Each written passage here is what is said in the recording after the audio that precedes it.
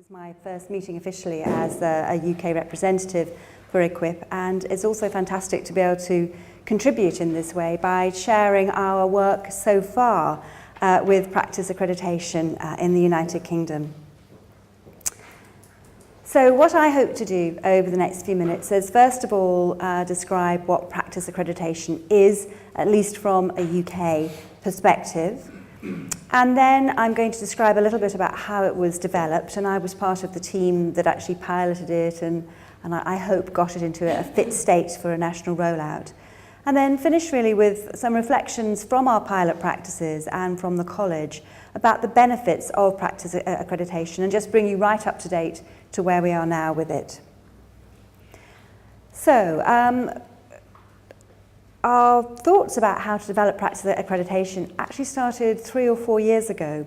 We did have a much smaller practice accreditation system called QPA that has been around in the United Kingdom for a number of years, but has largely been taken up, not exclusively, but largely by Scottish practices, and not huge numbers at that. And we were trying to reflect on why that might be. QPA, the original practice accreditation system in the United Kingdom, sets the bar very high. It really is looking for organisational and clinical excellence.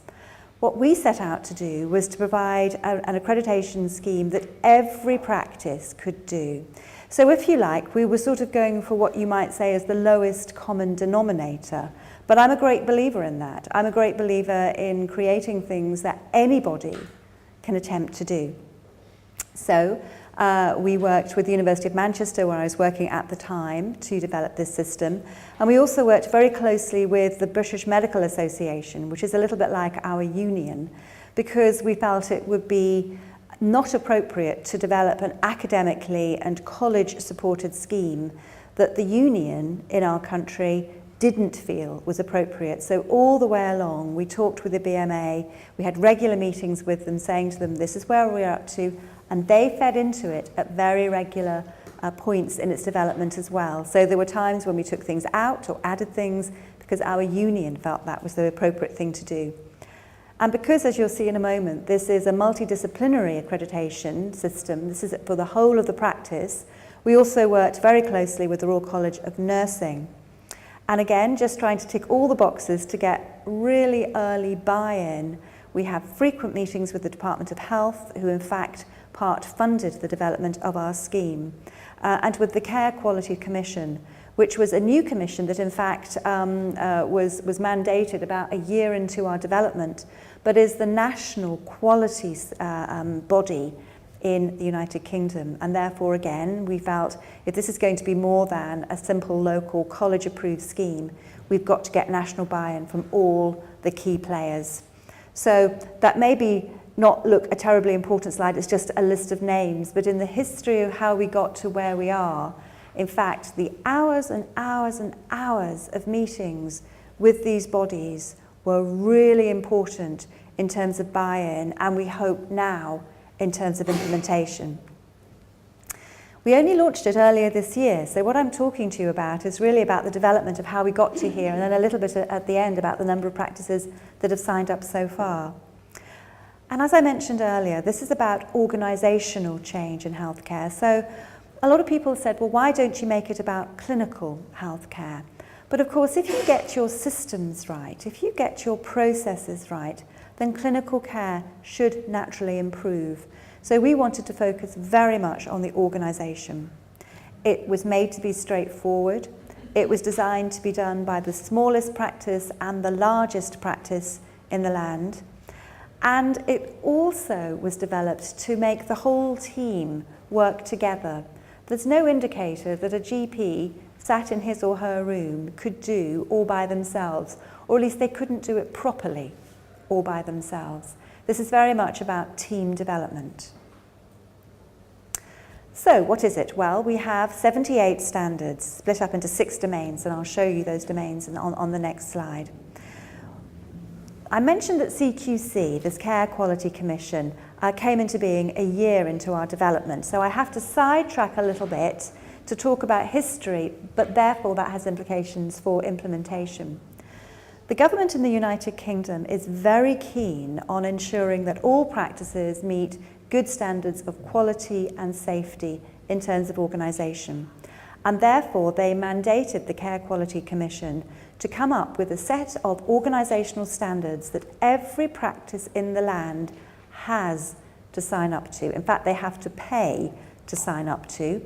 But if they don't have Care Quality Commission approval, they will not be able to practice as a unit. So the government has slipped the time frames. CQC, I think, came into being in 2009. At the moment, it looks like CQC accreditation for all general practices will not become mandatory until at least April 2013. But again, in terms of trying to make our college accreditation system fit the wider political picture and therefore help implementation, what we did is map 42 of our 78 standards onto what CQC were telling us they were going to make practices do anyway. So the trick, if you like, was to try and make it a both and, a win-win, these terrible phrases, but what I mean is that we would say to practices, well, if you sign up now to practice accreditation, well, 42 of the 78 things that we're asking you to do, you're going to have to do, because the top has told you you're going to have to do these from 2013. So why don't you get in now and do it in a voluntary way and in a way that fits your practice? So again, this is about making sure that politically we are playing with all the key players in the field. Now, we have mandatory standards, and the majority of these standards of our 78 are mandatory. There are 49 that when we piloted, the practices said to us, these are important. Every practice in the land ought to be doing these particular standards. And then we have 29 that are where you have a pick and choose, if you like. You only need to do 80% of those. And that allows practices in different areas with different patient populations to focus on the things that are most relevant to their populations. I work in an inner city practice. There are things that are very common in my practice that would not be common in rural areas of Scotland, for example. So we allow that flexibility so the scheme as a whole is relevant to every practice in the land. And I should just say that all the standards that are this CQC, they are mandatory. So these are our 6 domains. What we did when we sat down 3 or 4 years ago when we began to develop this practice accreditation scheme was we tried to think ahead about the things that were going to be very important in years to come. And again, if you cast your mind back 4 years ago, patient involvement and patient experience, that was when, certainly in the United Kingdom, patient experience was suddenly becoming much more politically mandated. Many of us have been saying it was very important for a long time. The RCGP, the college in the United Kingdom, has had a patient partnership group for many, many years. But we thought it was important to put a single domain all about patient involvement and also carer involvement. Health inequalities never go away. They are a universal issue, I would imagine, in every country. So we felt it was very important to have health inequalities there. We also wanted to have a domain all about the practice being a learning organisation. So in other words, we have criteria and standards in there where it's all about, as a group you meet and as a group you learn things. And there are criteria in there about, for example, practice nurses having protected time to make sure that their professional development is up to date. And again, that's about the whole of the team being a learning organisation. Being a provider, records, devices, equipment, those are all things that you're going to be very familiar with, and I'm sure don't surprise you at all, but are fundamental in practice accreditation. So how does it work? Well, we thought about having people going out to practices, but we decided that that would make it prohibitively expensive to do that. We did the costings for people to go out to the practices, and indeed when we did the pilot, we did have assessors going out to each of the practices. But again, you'll be very familiar with the idea that if you're going to have assessors, then they all have to be assessing in the same way, to the same standard. Actually getting people to go out right across the United Kingdom and spending a day with the practice to do, to first of all actually see that they've reached the right standard and then to give good feedback, that becomes terribly expensive. So we have started out as an online system. So practices have their own specific number and they can upload as they go along the various bits of evidence that they need to say that they have reached the right standard for accreditation with an interactive web tool. So everything is assessed electronically. There's no, at the moment, no on-site assessment. However, we've already had feedback from some practices saying, well, we like that one-to-one, we like the interaction, we learn much better if somebody comes and looks at us in our context. And so what we hope to do is to have an optional on-site development day, but again, that increases the price for that practice. So it's that fine balance between something that works and something that a practice can afford. And accreditation lasts for 3 years from the point of the award. Again, in the development process, we weren't sure how long it would take a practice to actually become accredited. Some practices seem to do it in 6 months, and the pilot. Others were obviously going to take much longer. And we had the ridiculous situation where a practice might get accredited 2 years and 11 months and 3 weeks after they started, and then they'd be accredited for a week and have to start again. And we decided that was nonsensical. So it is 3 years from the point of the award. So as I mentioned, we piloted with 32 pilot practices across England. Now, we only in fact piloted for 3 months, which is why when you say, well, hang on, if the range was 27 to 100% of pass, does that mean that so many practices would fail? No, that was a reflection of the amount of time that we had in the pilot. And the important thing is that there are no differences at all in achievements on all of these various indicators between practices of different sizes and practices in different parts of the country. And that was really what we were aiming to show. We wanted to make sure, and I can say this because I visited this practice, in the same day I went to one practice that was what we call a lock-up shop. In other words, it was this little tiny building in the middle of a car park. In fact, there was a big supermarket and there was a little building in the car park. And I got there about 11 o'clock in the morning and I had to bang on the windows for somebody to let me in. So you can maybe reflect on what sort of practice that might have been. In the afternoon, I went to a practice with rooms like this in an area that was known as Millionaire Mile, because lots of footballers live in that part of the country, and I don't know what it's like here, but in the United Kingdom, if you're a footballer, you earn a lot of money. And all the footballers lived around there. So it was a very, very wealthy practice area. And that practice was able to do just as well as the practice in the car park.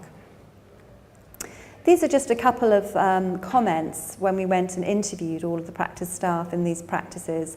If you want to know more, in the paper that I just highlighted at the bottom there, British Journal of General Practice, you can learn a lot more about what we did. But again, I've just put in italics the things I think are most important. So this practice manager in a small deprived practice says it makes you improve things, you step back and you reflect. And that was the idea, that as a team, you all think about the care you're giving and how you can improve it. And this GP is saying, actually, it makes you think differently, you do learn more. And I put this quote in because he says, actually, it improves things clinically. And he was convinced that actually his care was safer for patients clinically, even though this is very much an organisational scheme. So, how does it benefit practices? Well, it encourages team development. We hope it improves care for patients. It helps with CQC registration, as I've been talking about. For patients, I think because of the patient involvement standards, it creates a sense of greater patient engagement. In terms of the PCO, that at the moment is something called a primary care trust, but very soon will be something called a clinical commissioning group, certainly in England. Again, it assures that the wider organisational group that this particular practice is providing good quality care. And for the individual, although it's a team thing, for the individuals within the team, actually it helps them with their revalidation. So when they have to do their appraisals, they're able to say, I've taken part in practice accreditation. And we hope it allows them to learn new skills and to increase the confidence with which they practice. So, last slide. In summary, we've just launched it after 3 years of very careful preparation work. At the moment, 138 practices saw it on our website and signed up. That's a small number. There are 8,000 practices in the UK, so you can do the maths. It's a small percentage, but we've only just launched. And we're quite pleased that actually those 138 have already said, yes, please, we'll do this. And as I say, at the moment it's electronic only, but our ambition is that it will be face-to-face, because I think we all believe in the development group that face-to-face peer mentoring is definitely the most appropriate way to improve quality. And that's it. Thank you very much.